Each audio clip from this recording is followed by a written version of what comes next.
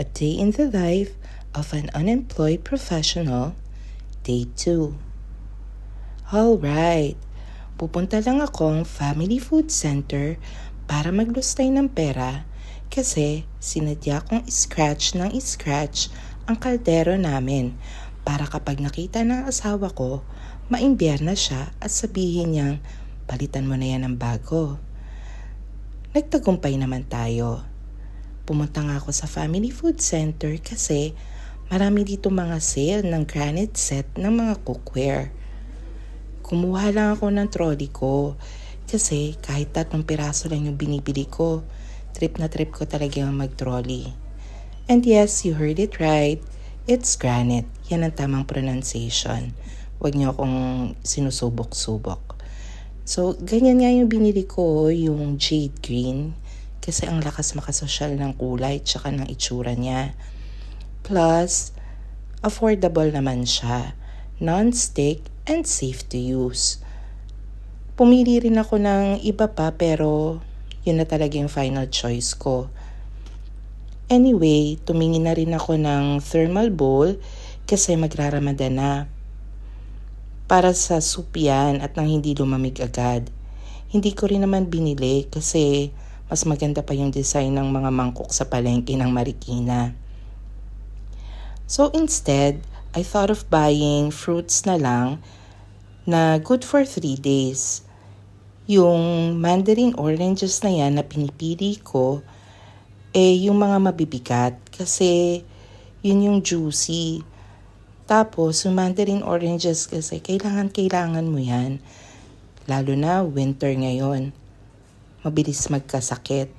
Usually, mina-microwave ko yan kapag nararamdaman kong tatrangkasuhin na ako. So, ayan, oranges. Then, nakita ko tong Yemeni mango. Usually, substitute namin yan for Philippine mangoes kasi magkalapit lang yung lasa niya. Tapos, ang laki ng minura niya. Binang sa jobless na gaya ko, wag na tayong magpakagastador. And then, nakita ko rin yung mga mansanas. Tapos, namili lang ako ng mga mansanas na walang kurot-kurot. Kasi hindi ko nga alam bakit parang ang dami ng mga mansanas dito na may nakabaon na kuko. Gusto ko lang itanong, style niyo ba yan para malaman kung crunchy ang mansanas o hindi? Nakakadiri kasi tsaka nakaka-bad trip. Namili na ako ng mga malutong-lutong para, alam mo yon, kapag kinain mo, juicy. After ko mamili ng mansanas, nakakita rin ako ng bananas. So mamaya makikita ninyo yung itsura ng bananas dito. Philippine banana yan. May ganyang klase din pero Ecuador. Ako pinipili ko talaga yung Philippine banana kasi talagang mas malinamnam siya. At saka yung medyo madilaw na kasi mapakla pag may mga green pa ng konti. Pinipili ko rin yung malalaki. Hindi kasi ako sanay sa maliit. Char. So after ko mamili ng bananas, pinakilo ko na siya, pinalagyan ko rin ng price tag. Habang nilalagay ko yung mga prutas na pinili ko kay ate, binabantayan ko rin paano siya mag-tag. Kasi mahirap na, baka mag-exceed ako sa budget ko. Jobless na nga ako, nakakahiya pa sa asawa ko. After ko niyan, naisip ko parang gusto kong kumain ng chicken macaroni salad. Kasi may mga ingredients pa ako sa bahay. Kaya, pumunta na ako dun sa section ng cream and milk. Nakita ko tong cream na to, medyo mas mura siya, tsaka magkapareho lang din naman ng lasa. Kumuha na rin ako ng condensed milk kasi kailangan ko yan para sa chicken macaroni salad. Hindi kasi ako gumagamit ng asukal. Pag condensed milk kasi, mas creamy. Habang kinukuha ko siya, nakaisip ako na mag-stock ng delata. Pagpunta ko ng delata section, nauwi rin ako sa 2 pirasong sardinas. Nga pala, may kwento yung sardinas na yan. Chika ko na lang next time. So, yung mga girls na involved sa kwentong to, watch out. Kilala ko kayo. After niya, nagbayad na nga ako.